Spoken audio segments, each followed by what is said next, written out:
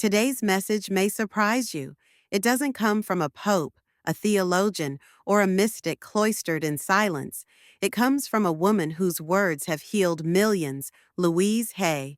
And in this episode, we explore a phrase so simple, yet so powerful, that when spoken with intention, it can transform a relationship, soften a hardened heart, and yes, even make someone go absolutely crazy for you. In a world flooded with manipulation tactics and surface level seduction, Louise Hay offered something radically different. She believed that the deepest attraction doesn't start in the body, it begins in the soul. That what we speak, we create. That our words are not just sounds, they are energy, vibration, prayer. So, what is it?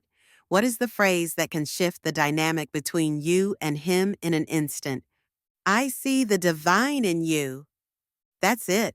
Not flattery, not a clever trick, but a declaration, a mirror held up to the soul of the other person. When you look at someone, truly look, and say, I see the divine in you. Something in them stirs. It's not lust, it's not ego, it's remembrance. Louise taught that when we speak from a place of truth and love, our words bypass the defenses, the fears, the roles we play, and go straight to the essence. Men, just like women, long to be seen, not as providers, not as protectors, not as performers, but as beings, as spirits wrapped in human skin. And when someone tells them without agenda, I see the divine in you, it cracks something open. He may laugh, he may go silent, he may act confused, but inside, the energy has shifted. You've planted something sacred, and he'll feel drawn to you, not because of who you pretend to be, but because of who you dared to be in that moment, a mirror of the divine. Louise Hay didn't write seduction manuals. She spoke of healing, of affirmations, of radical love. But hidden in her teachings is the deepest kind of power, the ability to recognize the sacred in another and to let them feel it through your words. So, next time you're with him, in a quiet moment, when the noise dies down and the masks slip away, say it, not to control, not to impress. Say it because it's true. I see the divine in you. There is no manipulation in these words, no ego, no hunger, just truth. It is not a line from a script or a technique to get someone's attention. It is a key, one that opens a door deeper than romance, deeper than attraction. It reaches the sacred space where longing meets recognition. Louise Hay understood something many have forgotten in a world obsessed with surface, that every human being carries within them a divine spark, not metaphorically, not symbolically, but literally. And when you speak to that spark, it answers. It may not respond in words, but it stirs, it remembers, it reorients the person back to themselves.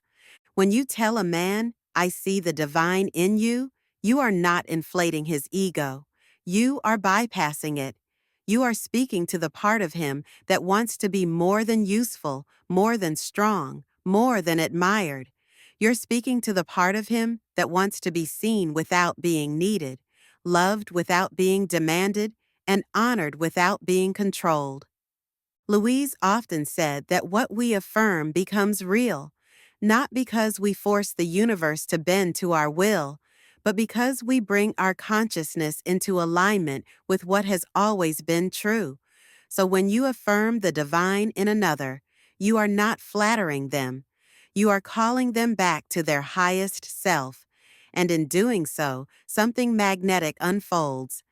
In the silence that follows those words, don't expect fireworks. Expect stillness, a pause, a breath where everything rearranges. This is not the reaction of infatuation, it is the reaction of depth. For the soul, when recognized, has no need to shout. It simply listens. This is the mystery of spiritual intimacy, a language far more ancient than touch, more enduring than beauty, And it's precisely this kind of energy that makes someone feel something they cannot name, something primal yet sacred, something that doesn't fade with time or circumstance. This reflection goes beyond conventional relationship advice or surface level affirmation. It opens a doorway into the deeper layers of human interaction, where spiritual recognition transcends attraction and where words act not as tools of persuasion, but as vessels of transformation. Louise Hay often emphasized that healing starts from within, but it also radiates outward. The phrase, "I see the divine in you," is not only an affirmation of the other, but a reflection of the speaker's own inner clarity. One must first hold reverence for the sacred within themselves in order to authentically recognize it in someone else. This is what makes the energy behind the words so unmistakably powerful. It is not performance, it is presence. In the realm of emotional energy, intention shapes impact. A phrase spoken from ego may flatter, but a phrase spoken from awareness restores. It shifts relational dynamics from power to partnership, from transaction to transformation. This is the energetic foundation Louise Hay taught through her books and seminars, that every word is a seed, and what we plant with presence, we grow with attention. In this light, the act of speaking becomes a spiritual ritual. It becomes an offering, a communion that reaches across the space between two people and says, "I know what you are, even if the world has forgotten." These words become a sanctuary where the listener feels safe to lower their guard and return to their true essence. This sacred approach to communication is not limited by context. It applies to romantic relationships, friendships, family, or even brief encounters with strangers. To see the divine in another is to momentarily step out of the roles we play and witness the eternal being beneath.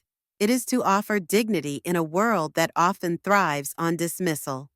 Louise Hay's teachings on metaphysical principles, such as the power of thought, emotional alchemy, and unconditional love, converge in this simple phrase.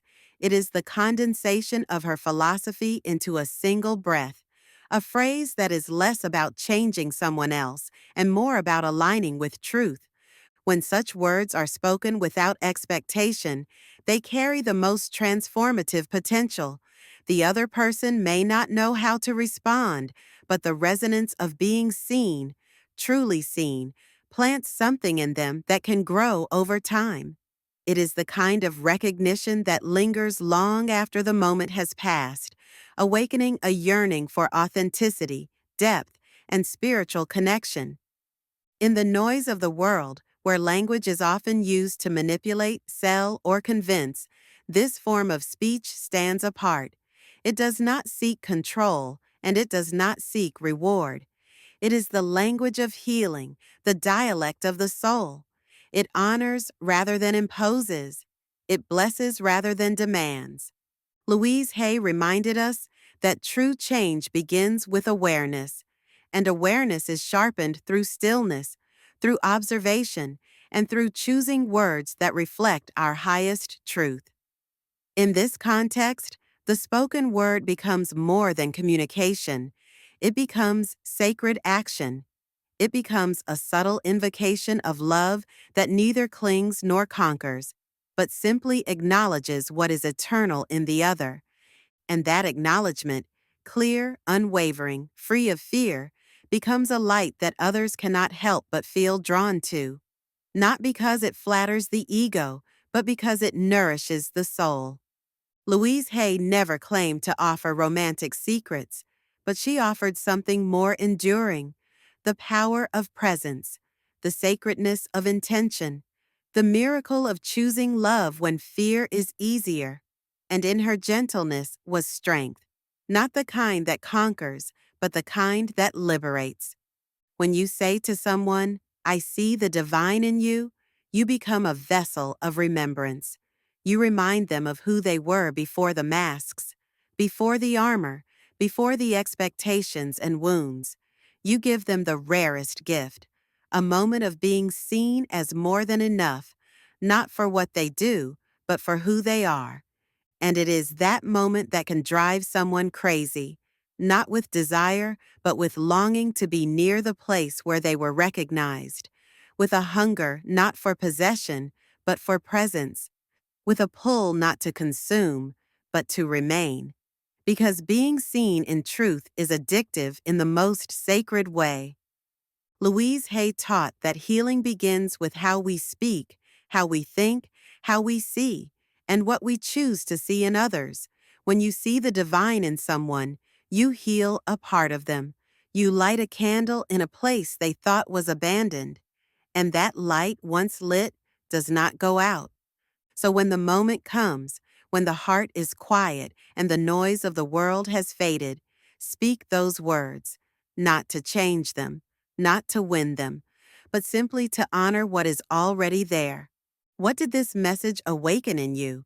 Have you ever said something that shifted the energy between you and someone else, not through charm, but through truth? Or have you ever been on the receiving end of words that reached your soul rather than your mind? We invite you to share your reflections, your experiences, or even just the feeling this message stirred in your heart. Whether you've practiced Louise Hay's affirmations or are hearing these ideas for the first time, your voice matters. Tell us, what happens when you see the divine in someone? Have you dared to speak it? Have you felt what it creates? Your words might become the mirror someone else needs today.